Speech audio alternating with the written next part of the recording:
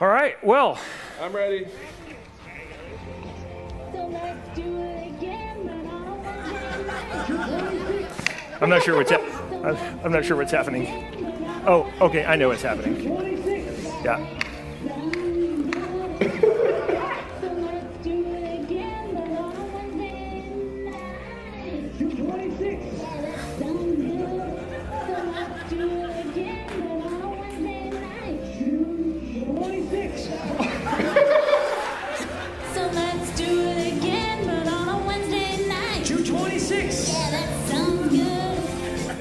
Hey, okay.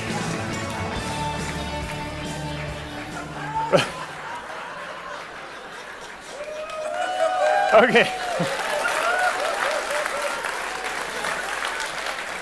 You know, the staff made fun of me for days after that, but I hope there's some staff in here right now. If not, I hope they're listening.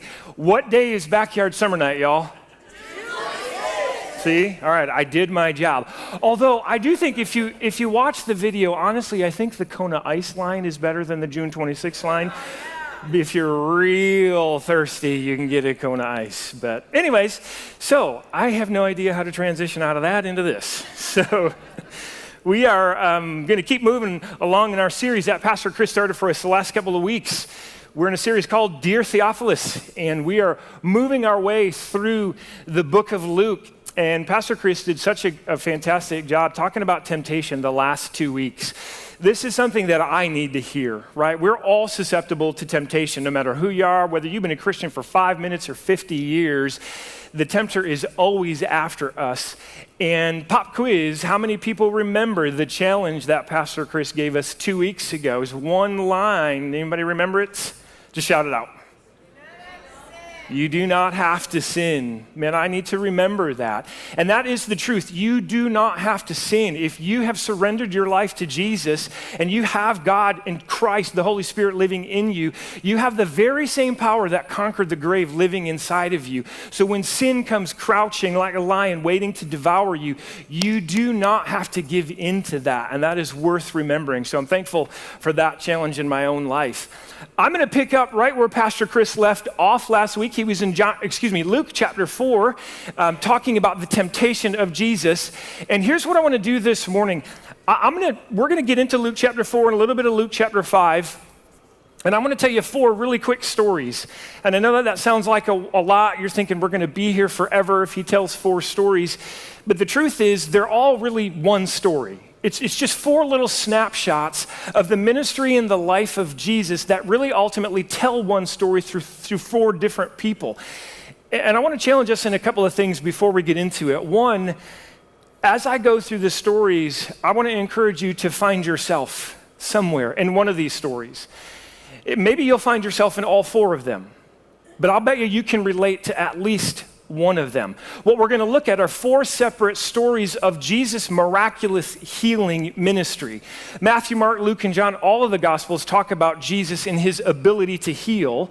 And so we're going to look at 4 different healing stories. But here's what I want to suggest this morning, that even though these stories are incredible and powerful and miraculous and amazing, when Jesus steps into the life and into the story of these 4 people, he literally heals them of a disease and infirmity, a sickness, but I want to suggest to you that that's not actually the main point. That the healing itself is not ultimately what God is trying to communicate. And it's not that it's unimportant. I don't in any way want to diminish the healing that Jesus displays for us. And because, again, Matthew, Mark, Luke, and John, they all talk about it. The reason they do that is because they want us to see Jesus as God.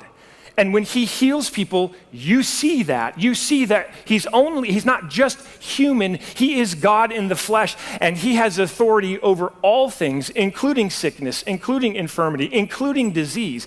So I don't want to diminish in any way Jesus when he heals these people. I just want to suggest to you that there's something hidden in the healing for us this morning to uncover. That there's something more going on behind the surface. And the first 3 stories, I wonder if you'll begin to see it. And the good news for us, though, is that by the time we get to the fourth story, Jesus actually answers the question, what's hidden? He asks a question and uncovers what's hidden.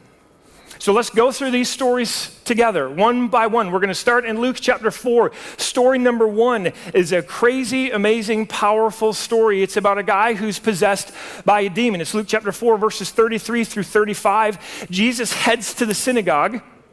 And while he's there, or while he's headed there, he is greeted or met by a man who is possessed by a demon.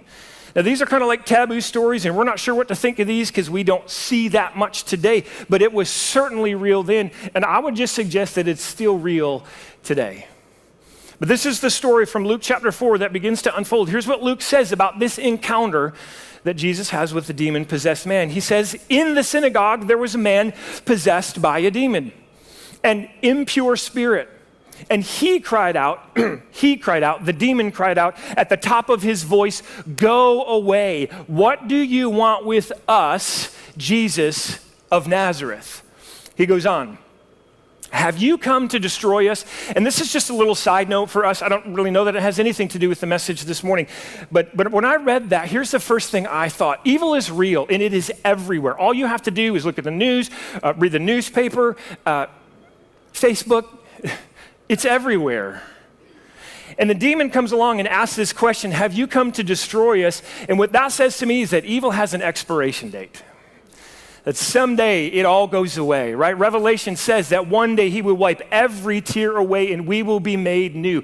So no matter what the world looks like around us, no matter the war and the famine and the hurt and the brokenness that we see, one day it all comes to an end because evil has an expiration date and even evil knows it. So we can be encouraged by that. Have you come to destroy us? The demon says. I know who you are. You are the Holy One of God. Be quiet, Jesus said sternly. Come out of him. Here's what happens next. Then the demon threw the man down before them all and came out without injuring him. Now, as I said, you and I probably can't relate to demon possession. We probably can't relate to being possessed by a demon. I mean, unless you have like a 2 or 3 or 4-year-old toddler at home, you might be like, I think maybe, okay. So you're all laughing because it's true, right? Right? I mean, my granddaughter just turned 1, Charlie. She's the sweetest thing on planet Earth. But when she's in a bad mood, watch out. Oh my gosh. So maybe we can't relate to this whole idea of demon possession, but here's something I'll bet you we can relate to. I'll bet you we can relate to oppression. See, possession is when evil lives in you. Oppression is when evil presses on you, right? And I bet you we can relate to feeling oppressed in our life. Like there is something so heavy and so big and so weighty pressing on our soul, pressing on our heart. And often what happens is that oppression, it presses out joy, it presses out peace, it presses out contentment. That's what oppression does. And I'm willing to bet somebody can find their place in this story when it comes to oppression. I can tell you for me, I have oppressive thoughts. I think things from my past, or I just have thoughts today that are unhealthy, they're untrue, and I know that they're untrue, but sometimes they just get in my head and they play on repeat and they're oppressive. Can anybody relate to that one? Just oppressive thoughts. I'll tell you what, words can be oppressive. Words are powerful, but depending on which words are used, they can be oppressive. Years ago, when I first started in the ministry, I had a friend of mine who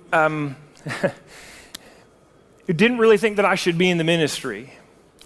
And he was pretty vocal about it. Because I had made some mistakes and I was stupid, but God had redeemed me, and I just felt like this was where I needed to be in the ministry. So I entered the ministry and we planted our first church.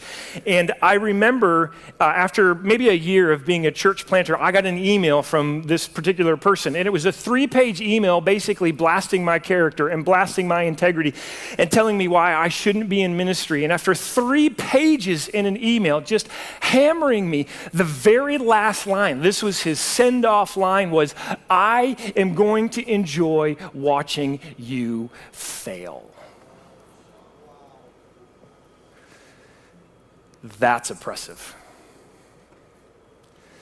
And it oppressed my spirit for months and months.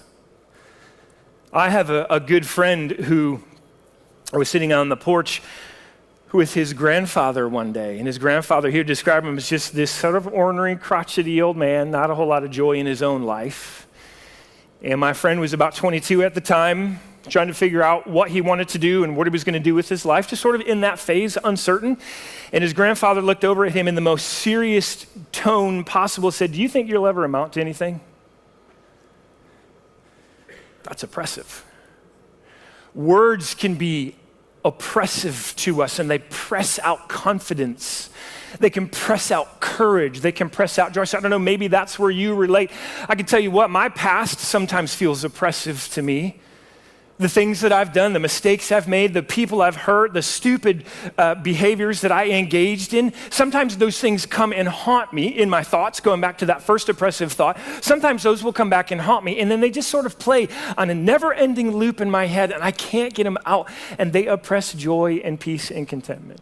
So I'm willing to bet that even though it's sort of a wild, crazy story about a guy who's possessed by a demon, you can find yourself somewhere in this story. Story one. Story number two, not quite as dramatic, but story number two is about Peter's mother-in-law. She's sick. She has a fever. And in Luke chapter 4, 38 through 39, here's what Luke writes for us. Jesus left the synagogue. So this is pretty much right after the event we just read. He leaves the synagogue. He goes to the home of Simon. Now this is Peter, same guy. Now, Simon's mother-in-law was suffering from a high fever, and they asked Jesus to help her. So this isn't just some common cold. This isn't just a sniffle or a cough, and she'll be fine in a couple of days. One, Luke is a physician. So the fact that Luke, as a physician, decides to put this in the account that he's writing means that from his perspective as a doctor, this is serious. And the fact that they've asked Jesus to step in and get involved means it's serious. So they asked Jesus to help. So Jesus, bent over her, he rebuked the fever, and it left her. She got up at once, and she began to wait on them. That's cool. Now this isn't quite as dramatic as a demon possession or something like that. But you know what I read here? Because Luke put this in there, and because Peter was so compelled to ask Jesus to step in, what it tells me is that her life was threatened by this fever. This fever was significant enough, whatever the sickness was, that it was threatening to take her life. And I'm willing to bet that there are people in this room who at one point have felt threatened by something in life. The loss of a job often threatens our sense of security, doesn't it? If you lose your job, it's how will I pay? Can I pay my mortgage? Can I keep up with the insurance? Will I be able to provide for my family? And will I ever find another job? Am I gainfully employable? When you lose a job, you feel a sense of threat to your security. When you lose your health, it does threaten your life. I can relate to that one. The last 8 months has just been a crazy roller coaster journey for my wife and I as I've kind of fought through some health issues. And on more than one occasion, just being honest, not trying to be weird, on more than one occasion, I've thought, well, okay, if this is it, this is it. It threatens your life when you lose your health. Some of you've lost your marriage. That threatens the unity of your family. It threatens the cohesiveness of the relationship you have with your children. It might even threaten some friendships that y'all have. Can anybody relate to feeling threatened by life? That's story two. Story number three. This is from Luke chapter 5. It's a story of a man who has leprosy. Leprosy is an awful disease. It still exists today, although worldwide there are only like 200,000 people that are known to have leprosy. But leprosy affects your skin, it affects your nerves, it affects your eyesight, it affects your respiratory system.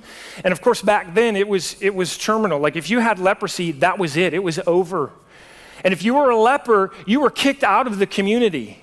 You couldn't live at home. You couldn't live in the town or the village that you lived in. Often you had to move outside the city walls into a leper colony with other lepers. And then if you were ever to come even close to any other human being in a public space, if you were 100 yards away from them, you had to cry out, unclean, unclean, unclean, so that nobody would get near you, because if they did, they could get it. And in story number 3, Jesus has an interaction with a leper.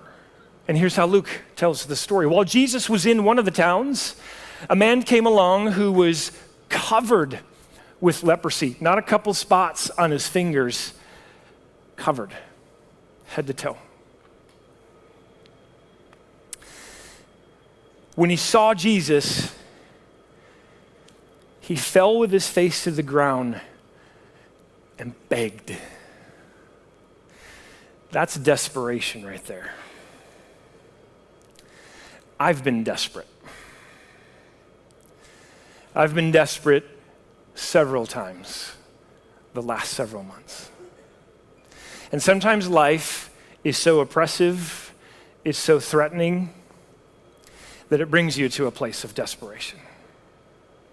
And so this man falls down and begs him, and here's what Luke says next. The man says, "Lord, if you are willing, you can make me clean." And then Jesus does something that would have shocked anybody that was there watching. He reaches out his hand and he touches him. Remember, I just said you're not supposed to get within 100 yards of these people. They're supposed to shout unclean so that you don't get close. And what Jesus does is the exact opposite. He moves towards the man and he gets so close that he can reach out and touch him in his sickness. So he reaches out and he touched the man, and Jesus says, "I am willing," he said, "be clean." And immediately the leprosy left him. See, this man is an outcast. Our first character is oppressed. Our second is threatened. This one is just an outcast. He can't go anywhere. He cannot hug his wife. He cannot love on his children. He cannot be a part of synagogue or normal life. He is literally an outcast. He is unloved. He is unwanted. He is unwelcome everywhere he goes. And this is a tough one for some of us to admit, but I wonder if you can find yourself here. Can you imagine? Can you imagine if every time you have walked into family fare, you had to scream out, "Divorced"? What would that feel like? If every time you walked into a Starbucks, you had to scream out, "I'm an alcoholic"? Or every time you walked into a family gathering or your school or wherever it is for you, you had to just cry out so everybody within 100 yards could hear, "I'm addicted, and I'm addicted to A, B, C, and D." You just had to name that thing. How would that make you feel? You'd feel like an outcast. And Jesus heals the guy instantly. So again, in every one of these stories so far, what we see is Jesus reaching down into people's infirmity, into their sickness, into their brokenness, and he brings healing to them, physical healing in every sense. But there's something going on underneath the surface, and I think this is why God sent his son in the first place. And in story number 4, this is where we figure it out. Story number 4 is actually, we're going to go to the book of John. So we're going to skip out of Luke for just a minute, and I want to go to the book of John. This is John chapter 5. This is the story of a paralytic. He can't walk. And here's the deal. He's been a paralytic for, the text tells us, for 38 years, most likely his whole life. Can you imagine if that were you, not being able to walk your entire life? And here's the deal. We meet this man next to a pool it's the pool of Bethesda. in Jerusalem. You can actually go there today and still see it. There's no water in it, but you can still see the actual location. And what the people believed is that there was water in the pool, and every once in a while the water would be stirred, and they believed that it was the finger of God or an angel stirring the water. And if you were an invalid or if you were sick or you had a disease, if you could get to the water fast enough while it's being stirred, you could be healed of whatever it is you brought into the water. So this man has been laying there for 38 years on a mat trying to get to the water and never once being able to do it. That feels like hopelessness to me, doesn't it? I mean, at some point, don't you think hopelessness sets into this guy's heart? I'll never get there. I'll never be any different. Nothing will ever change. This is my lot and this is my life. And then one day, Jesus shows up. He's walking through this area and he sees that guy. And he finds out that the guy's been there for a very, very long time, 38 years. And here's what Luke tells us. When Jesus saw him lying there and learned that he had been in this condition for a long time, he asked him, now listen very, very carefully to what he says. Do you want to be healed? Which we read that and go, that's a stupid question, Jesus. I've been here for 38 years. I can't get, and here's, the guy literally says, well, I've been here for 38 years. Every time I try to get to the pool, nobody will help me down there, so I just can't do it. And then Jesus, after hearing that, decides, then I will do it for you. So Jesus, here's what Luke says next. So Jesus said to him, get up. Pick up your mat and walk. And at once the man was healed. Again, all four of the stories, they focus on the physical healing, but it's this one that sets them apart. I want to go back to says John 5, I think it's verse 6. I want to just talk about this word here for just a second. Healed. That's the word that gets translated over into the English language. In the Greek, it's the word hugies. That's kind of fun. Try to throw that in a sentence later today and just see what people do. You're so hugies. It didn't have to make any sense, but. And when the translators translated it over to the word healed, it makes sense because of what's happening in the story. Jesus is about to give this guy his legs back. And so therefore, when we read it, this word is the one that makes sense for us to read because it connects to what's happening, at least physically, in this moment. But there's a deeper meaning in the Greek to the word healed. When you go through some of the definitions, Greek words often have many different definitions. And when you go through the different definitions of the Greek word hugies, the deeper meaning is actually, if you put that next slide up for me, whole. W-H-O-L-E. That feels like a different question, doesn't it? Jesus says, do you want to be made whole? Not do you want your legs back. Gang, the issue is not whether this guy wants his legs back. The issue is whether he wants his life back. That's what's at stake here. Jesus says, I can heal your legs, but that's not the biggest problem. The biggest problem for the man was he was probably racked with depression and hopelessness, a lack of courage. That's not living a whole life. The man that we met first, the demon-possessed, he lived with no freedom. He was literally possessed by something that had power over him. And sometimes our oppression has power over us. And when whatever it is that is oppressing us has that power over us, we don't live with freedom. And if you don't live with freedom, I'm telling you, you're not living the whole life that God created you to live. if you live under the constant threat of something threatening your health, of something threatening the unity in your family or your marriage, you live an unwhole life. Doesn't it just sometimes feel like because of life, because of the oppression, because of the threat, doesn't it feel like there are pieces of your heart that are missing, that you've got a hole in your soul, that your spirit is fractured in some way, shape, or form?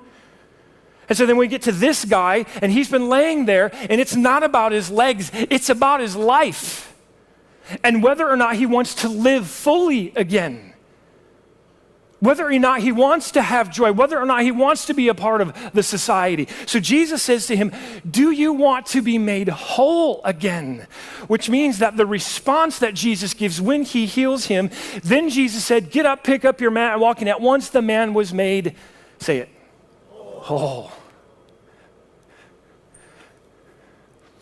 Can you imagine walking out of there after 38 years?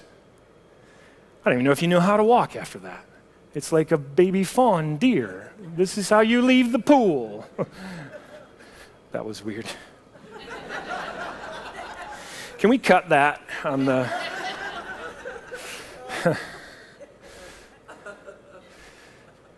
You just leave whole. See, I think as powerful as these stories are of Jesus physically healing someone, I think what's hidden here for us is that really what God actually wants to do is he just wants to heal us into wholeness. That's what he sent his son for. And the proof that he can make you whole is found in the power he has to heal. The proof that he can mend your broken heart. The proof that he can fill the hole in your soul, whatever it is. Your broken spirit, your wounded mind. The proof that he can make you a whole person again, full of joy, full of love, full of courage, full of contentment, peace, whatever it is that's missing, is found in the fact that he can heal. But that's not really, he didn't just come to give people their legs back or their eyes back. That is super important. He came to make us whole people. And the demon-possessed, he's now free. Imagine when that lifted, because he could run out and he could go back to his wife and hug his wife. He could go back to his children. He can be back in the synagogue, back a part of the community. That's freedom and that's wholeness. When you're threatened by life like Peter's mother-in-law was, as soon as when you live under threat, you don't live with peace. You live with anxiety and in fear. And as soon as that threat is released by the person of Jesus Christ, she is at peace again. She's so much at peace. She's in the kitchen making biscuits, for goodness sakes. The leper, maybe for the first time in a long time, was finally received and accepted. When you're an outcast and you don't feel received and accepted, that's not wholeness. That's not the way God designed you to live. He's received and accepted, and the paralytic, now he has hope. God wants to heal us into wholeness. Now, over the years, so I wanted to try to be practical about this, but you know what, more than anything, what I really want you to see is the heart of the Father in these stories. That's really what I want you to see. I want you to see a God who loves us so much that he was willing to send his son down here to die on a cross, but to show us that he cares not just about what's going on in our real physical lives, but he cares about what's going on inside of us as well. And the Father's heart is to make us whole. And so over the years, I've tried to figure out this whole wholeness thing because I've lived a pretty fractured life. Right? We've talked about that before. I've got holes in my heart and my spirit has been broken, and I want to give you three really, these are quick, they're really simple. And I know these are so oversimplified, right? The counselors in the room are going to be like, well, it's not that easy. And you're right, it's not that easy. It isn't. But I've done these three things over and over and over and over again for probably more than a decade. And I have to do them every day in order to stay whole. I want to just share these with you. One, it starts with desire. Why do you think Jesus asks the guy, do you want to? Do you want to be made whole? Because maybe the guy doesn't. Can we be honest? Some of us get comfortable in our brokenness, and we don't want to change. And so it starts with the desire in your heart to say, yes, I want to be whole. I'm tired of the missing piece. I'm tired of the depression. I'm tired of the joylessness. I'm tired of the lack of the courage. Whatever it is, you can fill in the blank. But at some point, there has to be desire on your part to want to move forward. And so Jesus says, do you want to be made whole? It starts with desire, but then you have to admit the empty. And this is sometimes the hard part for us. What is it in you that is empty? What is it in you that is broken? What is it in you that's missing or has been ripped from your soul over the years? Is it joy? Is it peace? Is it love? Is it contentment? What's missing from you that makes you unwhole in that sense? And again, I know it's so simplified, but just ask God to fill. Ask God to fill that emptiness. Every morning I have a set of prayers I pray. And this is one, God, I just need you to fill me. I want you to see something from the book of John, chapter 10, verse 10. The thief comes only to steal and to kill and destroy. Every story we just read, what was the thief trying to do? That right there. Every one of those stories, he has one objective: to steal, to kill, and to destroy. But the I is Jesus, I have come that they may have life and have it to the, you say it, full. I've come that they may be whole, that their life would be filled with joy and love and courage and peace and contentment. I have come to give you, Jesus says, an abundant, full life. But it starts with desire, and then you've got to bring before him. You've got to bring before him whatever that is in you that is empty, that's broken, that's shattered, that's fragmented, that has been ripped out of your soul, and say, I've tried to fill it, God, and I can't. So can you fill it? Can you fill what's empty in me? Because I just want to be whole.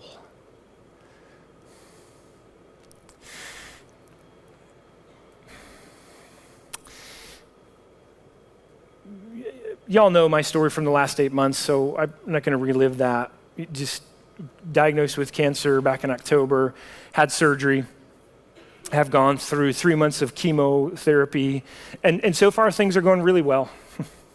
It's going really well. I had a meeting with my surgeon, and just like my last meeting with her, I've got another meeting with an oncologist tomorrow, waiting on a blood test that I'm very positive about. So things have gone so well. But I want to be honest with y'all about something. For these last 8 months, I have been praying for healing.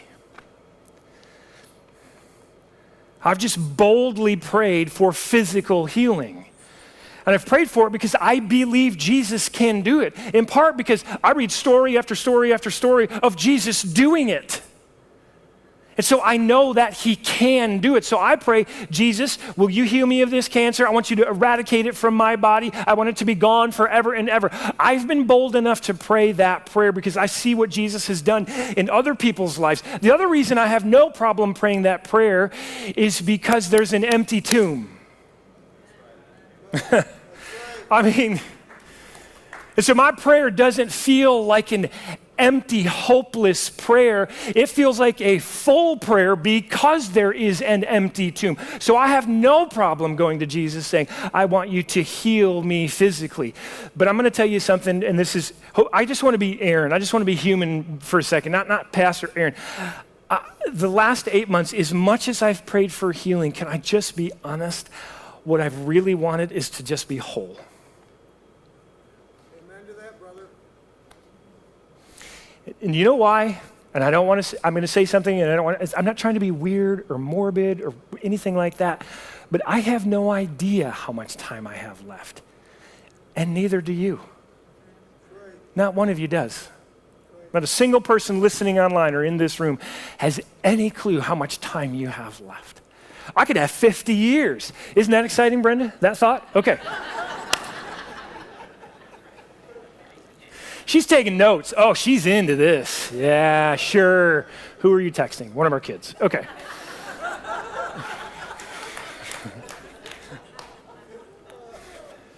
I could live 10 years. I could walk out of the building and get hit by a bus. I just don't know. But I'm going to tell you this, for however long I have left, I want to live a whole life. I want to live with joy. I want to live with courage,